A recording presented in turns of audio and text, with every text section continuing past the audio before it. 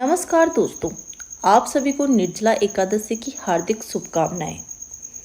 आज मैं आप सबको निर्जला एकादशी की पावन कथा सुनाऊंगी, तो इस कथा को आप पूरी श्रद्धा के साथ पूरा जरूर सुनिएगा। एकादशी व्रत हिंदू में सबसे प्रचलित व्रत है। वर्ष में 24 एकादशी आती हैं, किंतु इन सब में से जो ज्येष्ठ शुक्ल एकादशी है उसका फल सबसे ज्यादा बड़ा फल माना जाता है। इस एकादशी का व्रत रखने से वर्ष भर की एकादशियों के व्रत के फल के बराबर फल मिलता है। निर्जला एकादशी का अत्यंत संयम साध्य है। इस युग में यह व्रत संपूर्ण भोग और अंत में मोक्ष कहा गया है। कृष्ण पक्ष और शुक्ल पक्ष दोनों पक्षों की एकादशी में अन्न खाना वर्जित होता है। आइए सुनते हैं निर्जला एकादशी की पावन कथा।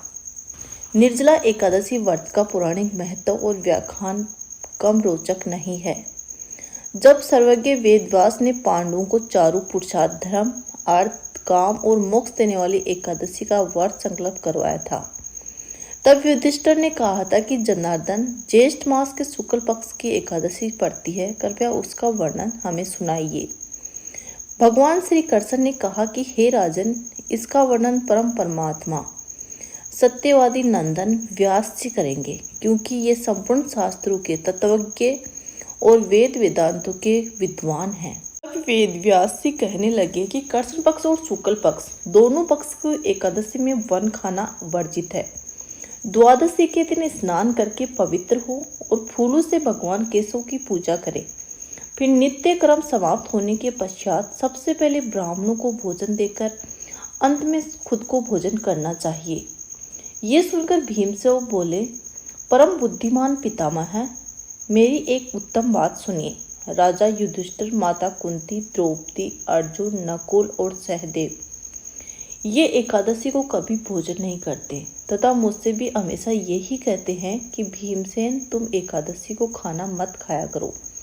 परंतु मैं उन लोगों से यही कहता हूँ कि मुझसे भूख बर्दाश्त नहीं हो सकती। भीमसेन की बात सुनकर व्यास जी ने कहा कि यदि तुम नरक को दूषित समझते हो और तुम्हें सर्वलोक की प्राप्ति अभिष्ट है, तो तुम दोनों पक्षों की एकादशियों के दिन भोजन नहीं करना चाहिए।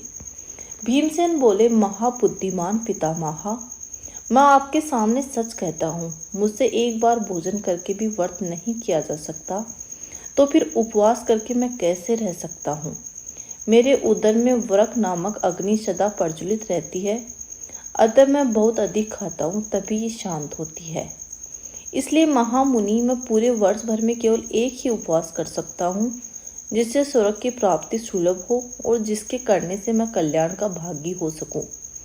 ऐसा कोई एक व्रत निश्चय करके बताइए तथा उसका यथोचित रूप से मैं जरूर पालन करूंगा। व्यास जी ने कहा, भीम, ज्येष्ठ मास के सूर्य वृष राशि पर हो या मिथुन राशि पर शुक्ल पक्ष में जो एकादशी हो, उसका यत्न पूर्वक निर्जल व्रत करो।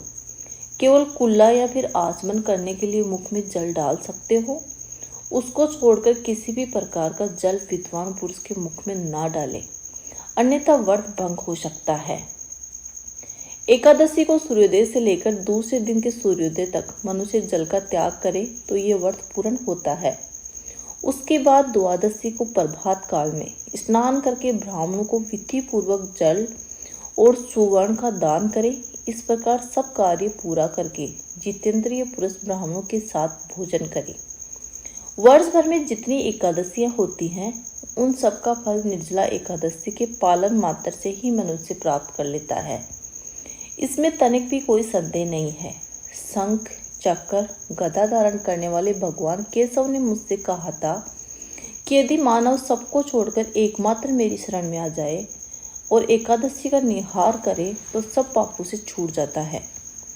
एकादशी व्रत करने वाले पुरुष के पास विशालकाय, विकराल आकृति और काले रंग वाले दंड पाशधारी भयंकर यमदूत नहीं जाते। अंतकाल में पीताम्बरधारी, सौम्य स्वभाव वाले, हाथ में सुदर्शन धारण करने वाले और मन के समाव वेगशाली विष्णुदूत आखिर इस वैष्णव पुरुष को भगवान विष्णु के धाम में ले जाते हैं। अतः निर्जला एकादशी को पूर्ण यत्न करके उपवास करें और श्री हरि का पूजन जरूर करें। स्त्री हो या फिर पुरुष हो, यदि उसने मेरू पर्वत के बराबर भी महान पाप किया हो तो वह सब इस एकादशी के व्रत के प्रभाव से खत्म हो सकता है। जो मनुष्य उस दिन जल के नियम का पालन करता है वह पुण्य का भागी होता है। उसे एक एक पहर में कोटि कोटि स्वर्ण मुद्रा दान करने का फल प्राप्त होता है। मनुष्य निर्जला एकादशी के दिन स्नान, दान, जप, होम आदि जो कुछ भी करता है वह सब अक्षय होता है। वह भगवान श्री कृष्ण का कथन है, निर्जला एकादशी को विधि पूर्वक उत्तम रीति से उपवास करके मानव वैष्णव पद को प्राप्त कर लेता है। जो मनुष्य एकादशी के दिन अन्न खाता है वह पाप को भोजन करता है। इस लोक में वह चांडाल के समान है। मरने पर उसकी दुर्गति बहुत बुरी होती है। जो ज्येष्ठ के शुक्ल पक्ष की एकादशी को उपवास करके दान करता है वे परम पद को प्राप्त होता है। जिन्होंने एकादशी का उपवास किया है वह ब्रह्म हत्यारे, शराबी, चोर तथा गुरुद्रोही होने पर भी सब पापों से मुक्त हो जाते हैं। कुंती नंदन निर्जला एकादशी के दिन श्रद्धालु स्त्री पुरुषों के लिए एक विशेष दान और कर्तव्य विहित है। उन्हें सुनो। उस दिन जल में शयन करने वाले भगवान विष्णु का पूजन और जलमयी धेनु का दान करना चाहिए अथवा प्रत्यक्ष धेनु या धर्तमयी धेनु का दान उचित है। पर्याप्त दक्षिणा और भली बात में मिष्टानों द्वारा यत्न पूर्वक ब्राह्मणों को संतुष्ट करना चाहिए। ऐसा करने से ब्राह्मण अवश्य संतुष्ट होते हैं और उनके संतुष्ट होने पर श्री हरि मोक्ष प्रदान करते हैं। जिन्होंने शम, दम और दान में पर्वत हो श्री हरि की पूजा और रात्रि में जागरण करते हुए इस निर्जला एकादशी का व्रत किया है, उन्होंने अपने साथ ही बीती हुई 100 पीढ़ियों को और आने वाली 100 पीढ़ियों को भगवान आसुदेव के परम धाम में पहुंचा दिया है। निर्जला एकादशी के दिन अन्न, वस्त्र, गो, जल, सैया, सुंदर आसन, कमंडल तथा छाता दान करने चाहिए। जो श्रेष्ठ और सुपात्र ब्राह्मण को जूता दान करता है वह सोने के विमान में बैठकर स्वर्गलोक को प्रतिष्ठित होता है। जो इस एकादशी की महिमा को भक्ति पूर्वक सुनता है, उसका वर्णन करता है, वह स्वर्गलोक में जाता है। चतुर्दशी युक्त अमावस्या को सूर्य ग्रहण के समय श्राद्ध करके मनुष्य जिस फल को प्राप्त करता है वही फल इसके श्रवण से भी प्राप्त होता है। पहले दंत धावन करके ये नियम लेना चाहिए कि मैं भगवान केशव की प्रसन्नता के लिए एकादशी का निराहार उपवास करूंगा। द्वादशी को देवेश्वर भगवान विष्णु का पूजन करूंगा। गंध, धूप, पुष्प और सुंदर वस्त्र से विधि पूर्वक पूजन करके जल के घड़े के दान का संकल्प करते हुए इस मंत्र का उच्चारण करना चाहिए।